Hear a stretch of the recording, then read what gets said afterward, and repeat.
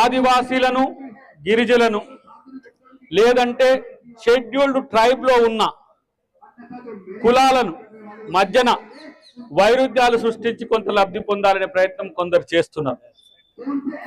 నేను అంటున్నా, ఈరోజు ఎస్సీల్లో కొట్లాడిన 25 సంవత్సరాల పై చిరుకు 30 సంవత్సరాల వరకు ఈరోజు అన్నదమ్ముల్లా పంచుకున్న పరిస్థితి మనం చూసినాం.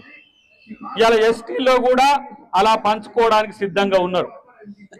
కానీ ఈరోజు ఒకరి మీద ఒకరు వైషమ్యాలు పెంచుకొని ఒకరికొకరు విడిపోతే మీరు బలపడేది కష్టంగా ఉంటుంది. కాబట్టి రేపటి రోజున ఎస్టీలందరూ కూడా ఒకే తాటి మీద నిలబడి అవసరమైతే విడిపోయినా కలిసి ఉండడానికి సిద్ధంగా ఉండాలని చెప్పి నేను హితవో బతిమిలాడో డిమాండో ఏదో ఒకటి మీరు ఏదైనా అనుకోండి, మనం అది చేయాల్సిన అవసరం ఉంది.